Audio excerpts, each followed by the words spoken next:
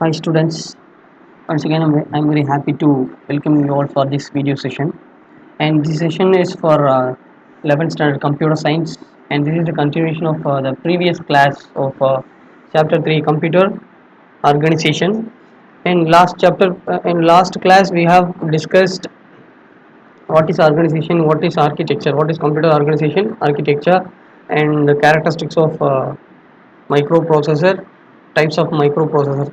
These things we have discussed in last class, and in this session we are going to learn types of memory devices, and these are all the types of memory devices.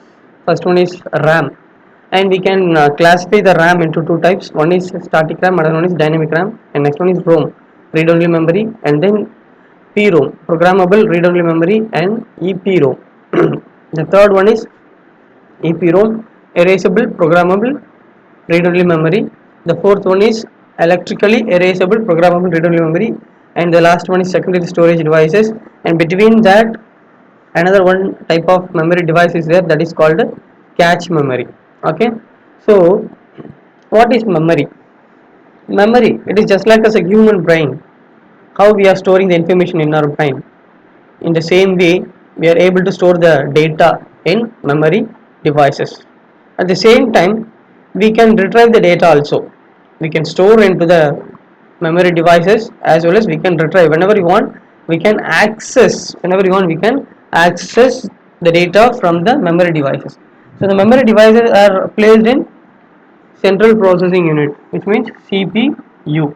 And there are two types of accessing methods are there. One is sequential access, next one is random access. Sequential access is nothing but if you are accessing a data, it will go step by step, first one, second one, third one, like that. And next one is random access. Random access, it is nothing but whatever we want we can access the data from the memory devices. That is what random access. And memory hierarchy is given in your book, see to that also.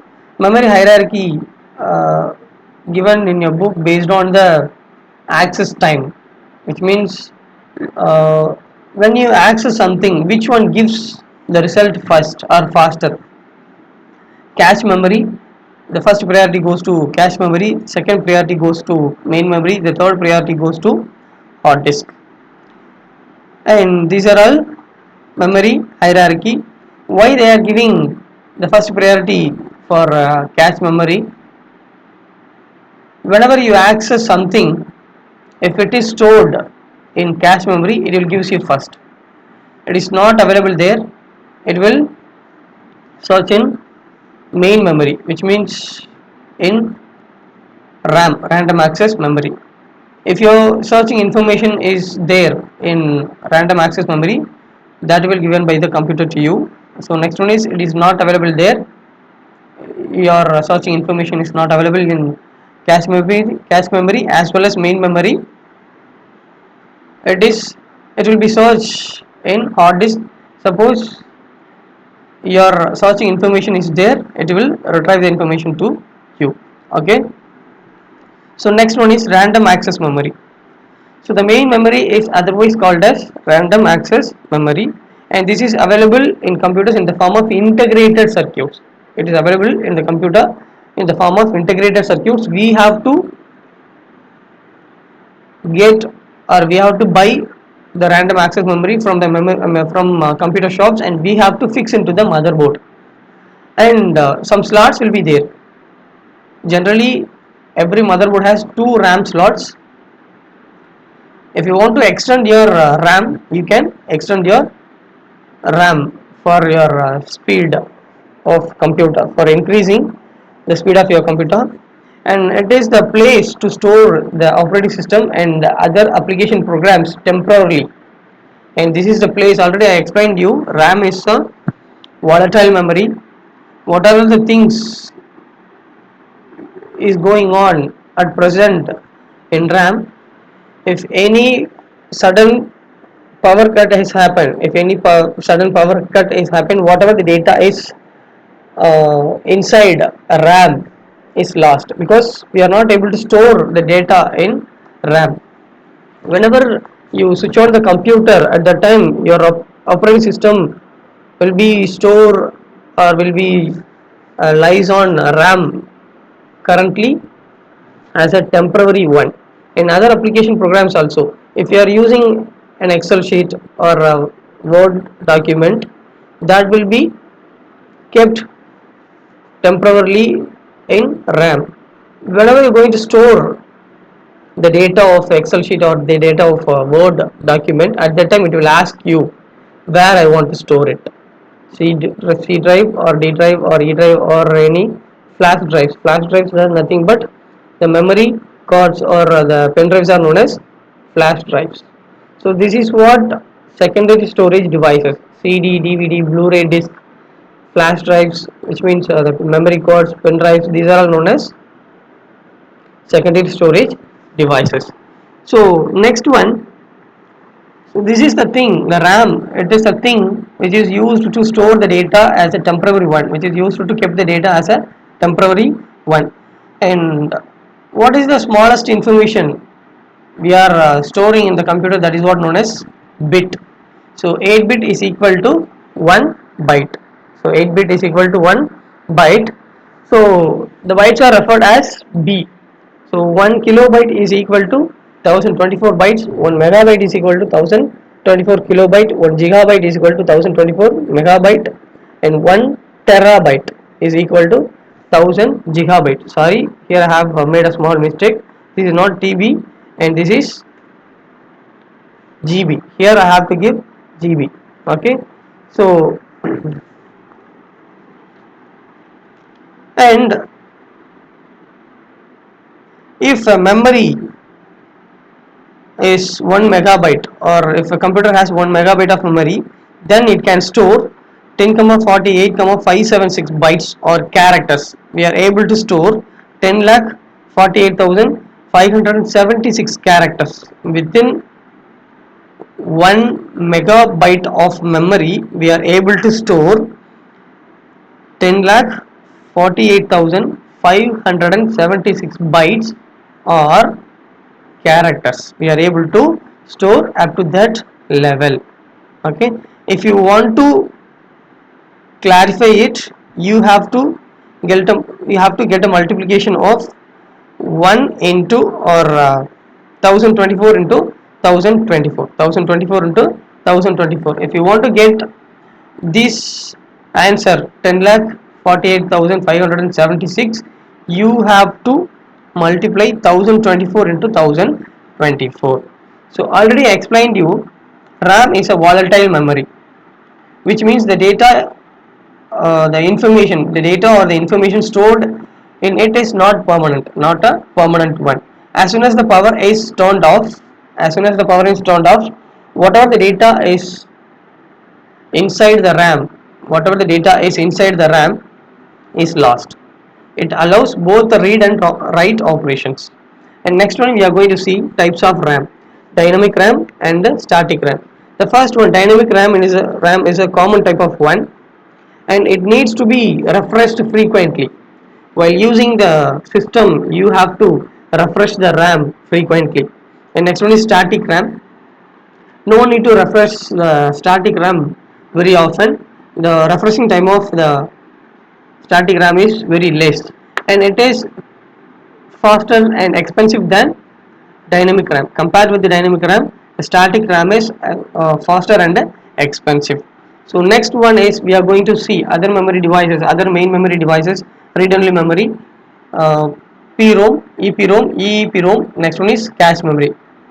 So read-only memory.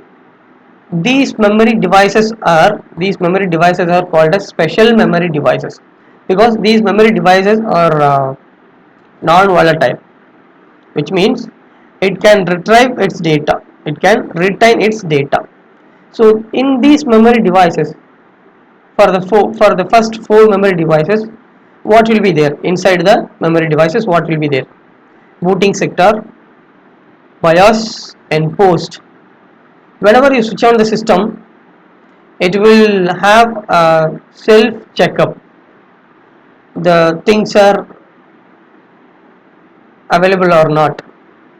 The things are nothing but the operating system and the hard drives, the RAM, it is available or there available or not there within the computer system or within the central processing unit. That is what self checkup, which means post power on self test.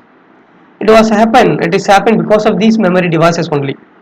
And I already mentioned you these memory devices are special memory devices because it is pre-recorded data.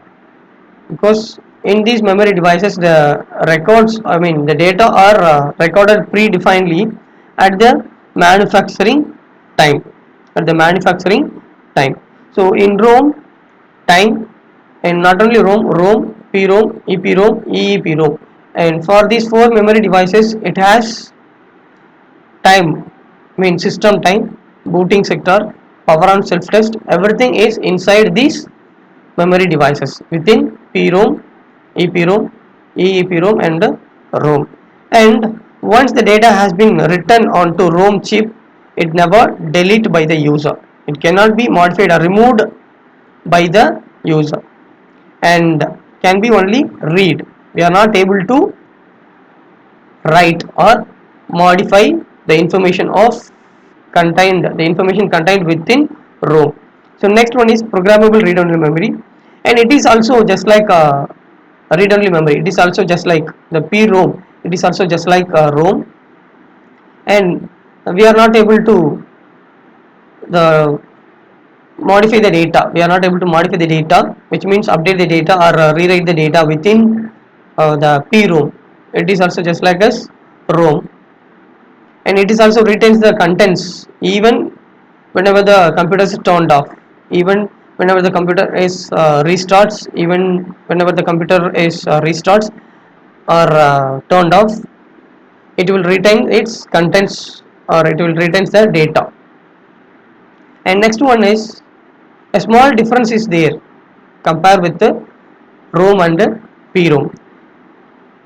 PROM differs from ROM. PROM is manufactured as a blank chip, as a blank memory, whereas ROM is programmed at the manufacturing time, during the manufacturing process itself. RAM is programmed. The things are programmed within the ROM. Sorry, not RAM, ROM.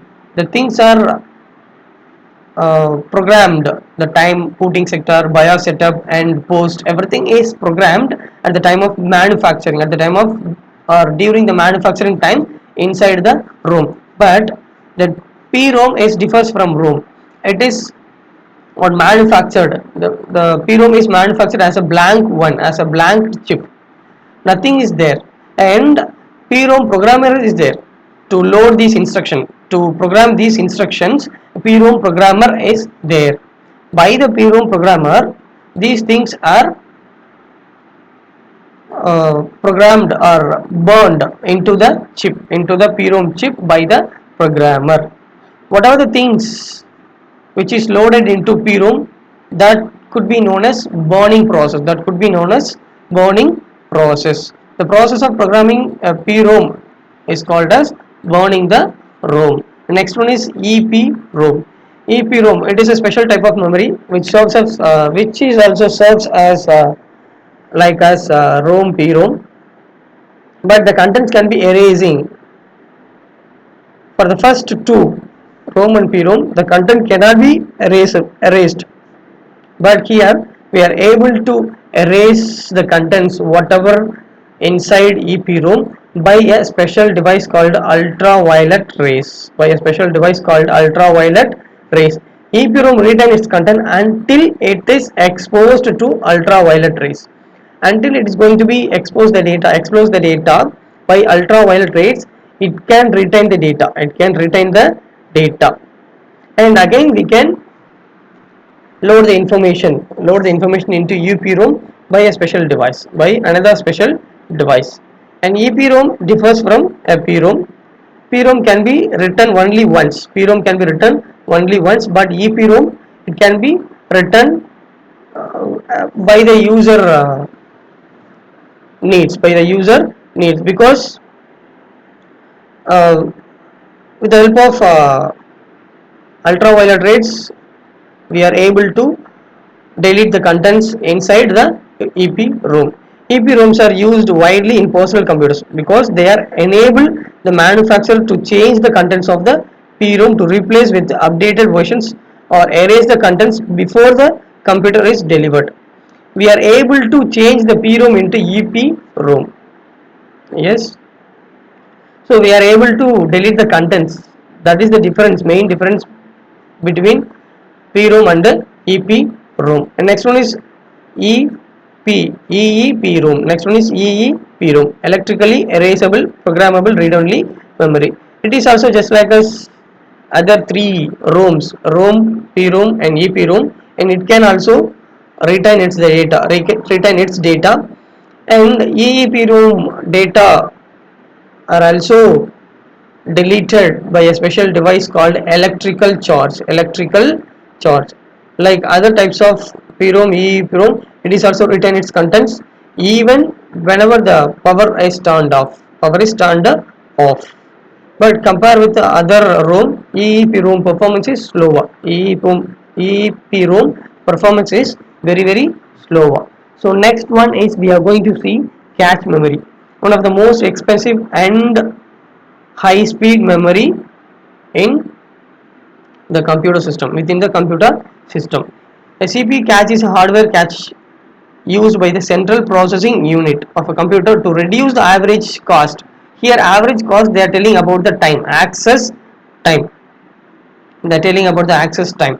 So it is placed between the CPU and the main memory, and it can have the copy of frequently used data.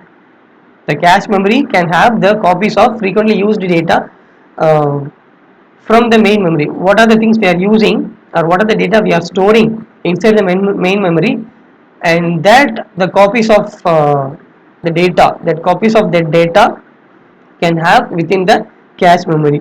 So that they are telling, whenever you are searching the information about the frequently used or last used data, it will have within cache memory, and suddenly it will retain or retrieve from the cache memory itself. Due to its higher cost, the CPU comes with smaller size of cache memory, because compared with the other memory devices, the cache memory cost is too high and too expensive also. Too high, the cost of the cache memory is too high and expensive, and performance is faster than other memory devices. And it is also having some types L1, L2, L3, L4. The first priority is goes for L1, and next is for L2, L3, L4 respectively. So next one is we are going to see access time. What is access time and what is response time? So whenever you are searching some data, at what fraction of time it will reach your instruction, or your request will be reached to the destination, that is what known as access time. At what fraction of time it is giving the instruction, or it is giving the output, that is what known as response time.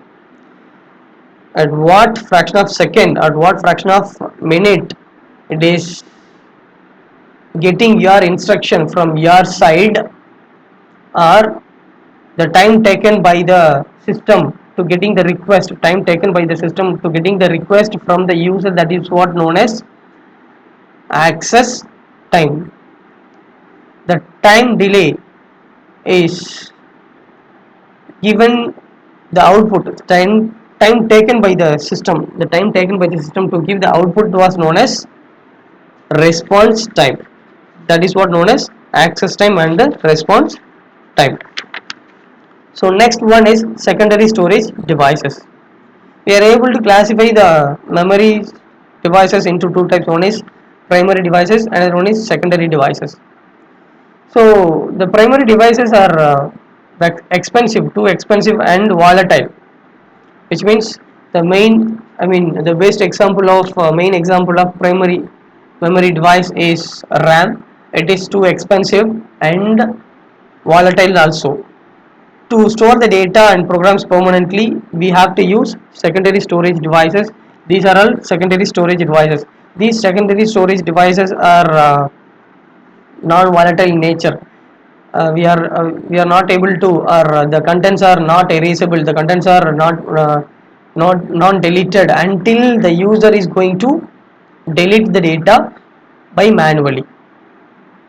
Otherwise the data are permanent, in nature. Secondary storage device is also called as backup storage. It is also called as backup storage. The first one is hard disk.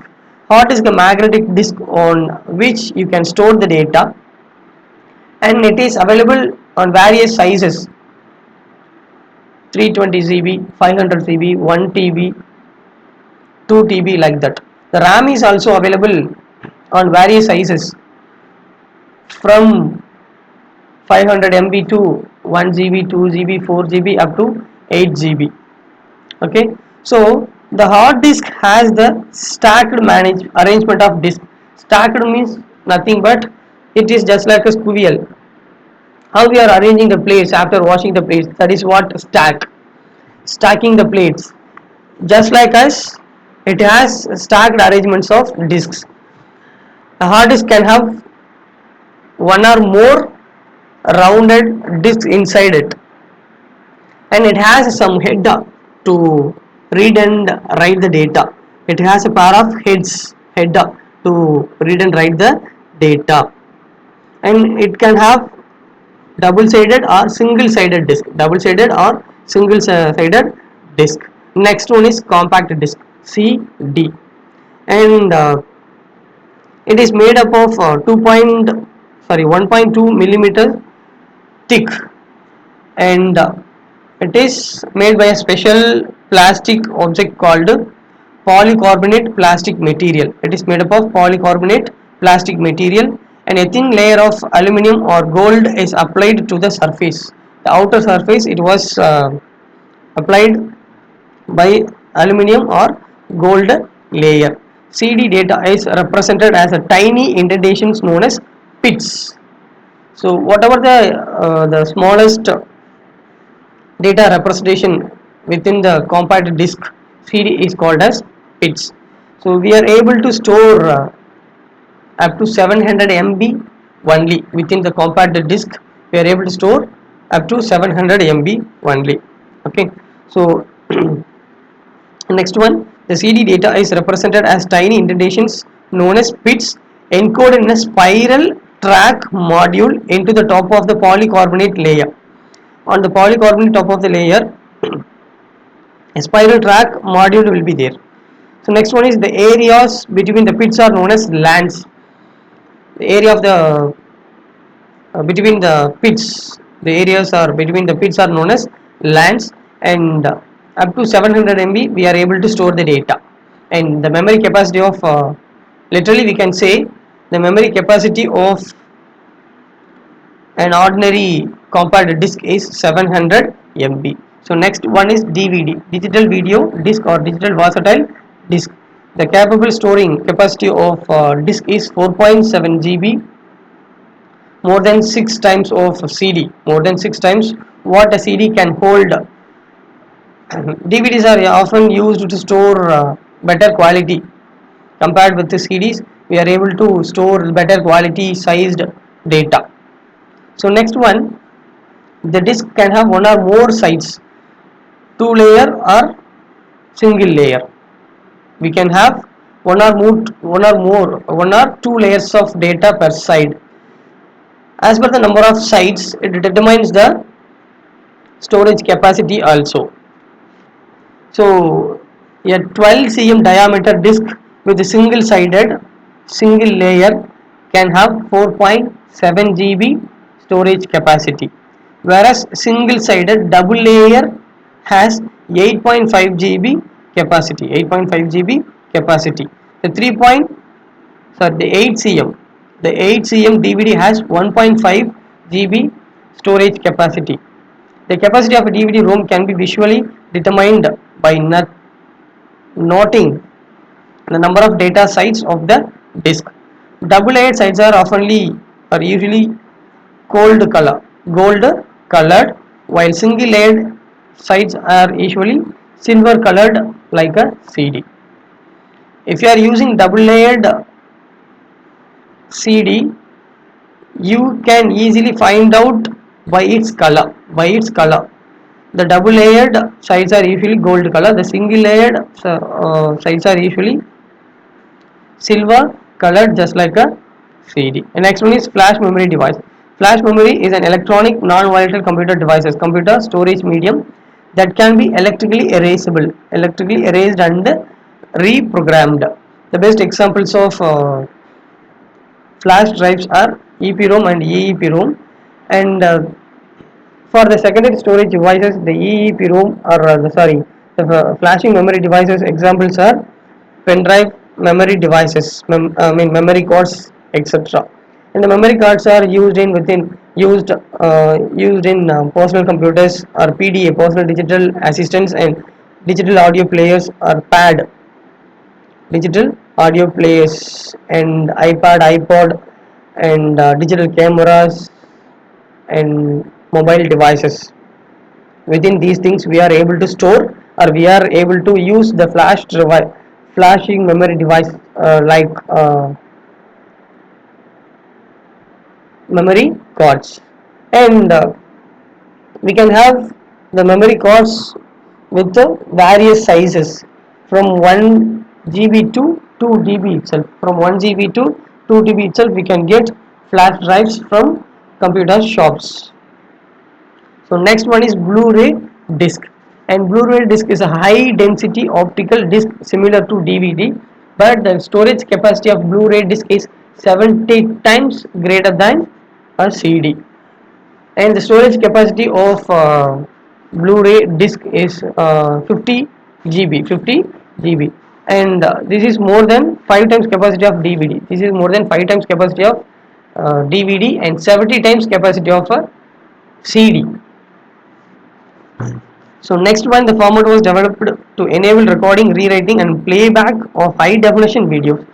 It is specially meant for the Blu-ray disc are specially meant for storing high definition videos, and recording the video, because if you are recording a video, the memory size of video will be huge, so that they needs a special disk to store the video for that huge sized video of for Blu-ray disc. So next one is PlayStation.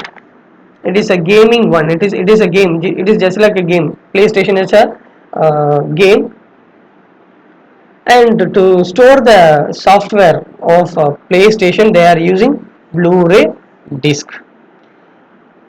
To read the CD and DVD inside the CD and DVD drive, they are using a red color or a blue rays to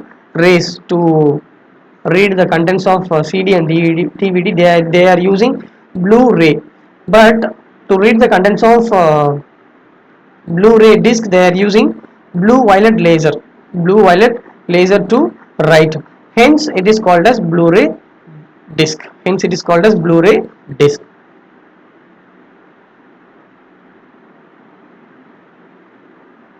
Sorry, a small mistake. For reading the contents of DVD, they are using red color laser. Here,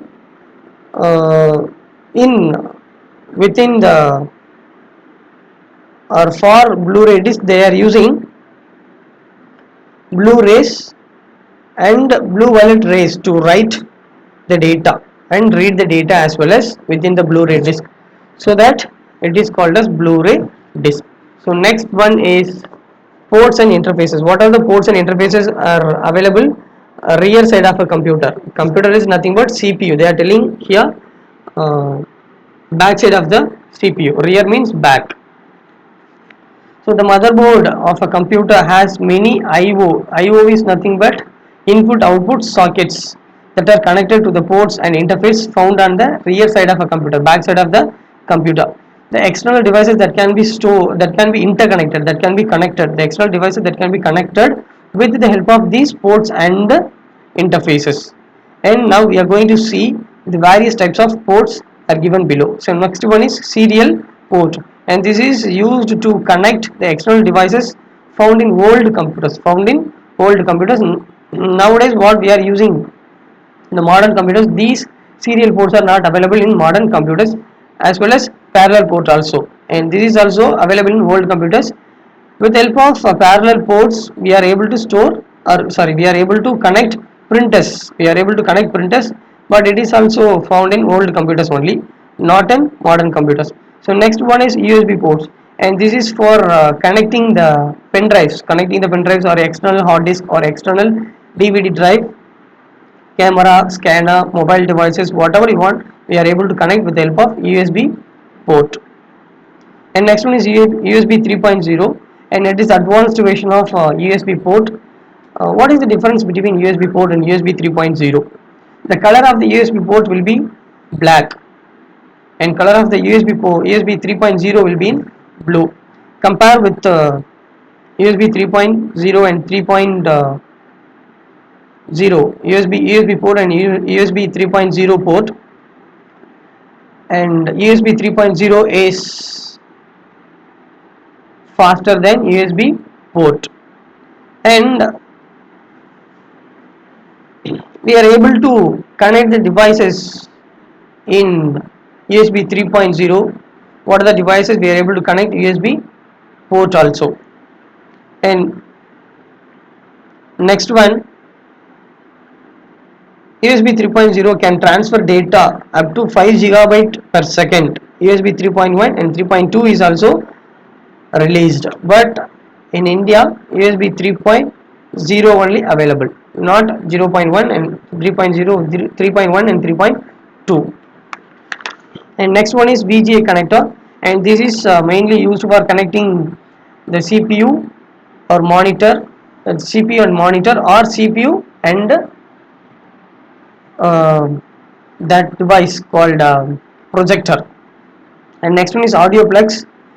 Audio plugs are mainly used to connect the speakers and the microphones or and headphones. Microphones is for using recording the voice, and speakers are used for hearing the sound. So next one is PS2 port, and the PS bar 2 is for connecting the mouse and the keyboard. SESI port. Next one is SESI port, and this is for connecting the hard disks as well as the network network connectors. The last one is HDMI, and this is alternate for VGA, video graphics adapter. HDMI is for an alternate of VGA.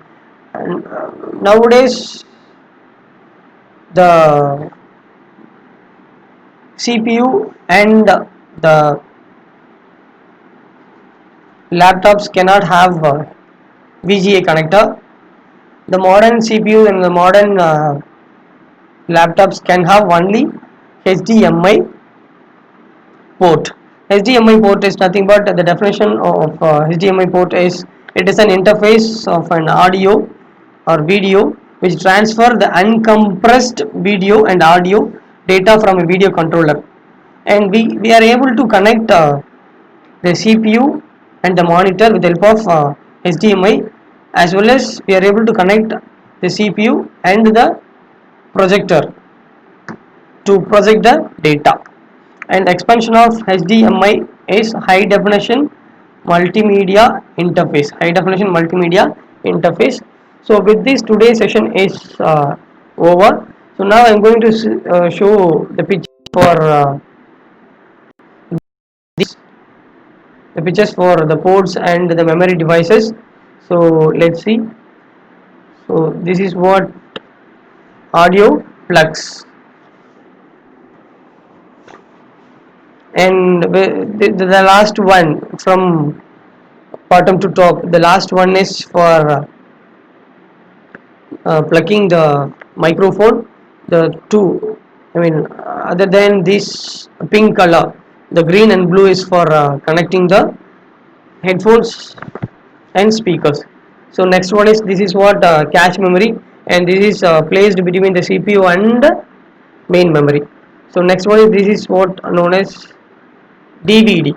This is known as DVD, and the storage capacity, it is a single layered disk. That's why the color of the disk is silver. So next one, this is overall rear side of a computer system, and this is for line in. This is for audio device, and these two, the green and blue, is for connecting headphones or speakers. The sixth one, the pink color, is for connecting microphones to record the voice. And these two slots, SESI, this is for connecting the network. I mean, this is known as RJ45 plugs, and this is what known as PS bar 2 plugs, PS bar 2 ports. And green is for connecting the mouse, the violet is for connecting the keyboard. And this is found in old computers only. The modern computers can have USB port only to connect the mouse and keyboard. So next one, this is for parallel port. This is for parallel port, and this is PS bar 2 port. This is what known as PS bar 2 port. The violet color is for connecting the keyboard, and the green color is for connecting the mouse. So next one, this is what known as RAM, and this is SESI port. This is what known as SESI port. So this is serial port. This is what known as serial port to connect the external devices.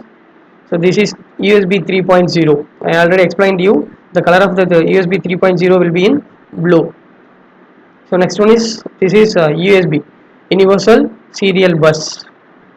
So this is VGA, video graphics adapter, and we have to connect the CPU and the monitor with the help of lengthy wire, and that's it. These are all the ports we are going to use the rear, or we are going to connect the rear side of a computer. Students, I hope you all understand the concepts very clearly. If you have any doubts, don't hesitate to call my number. My personal number will be in the WhatsApp group. If you have any doubts, you can ask me at any time. And again, I hope you all understand these concepts very well. uh, Thank you very much for watching the video. Thank you.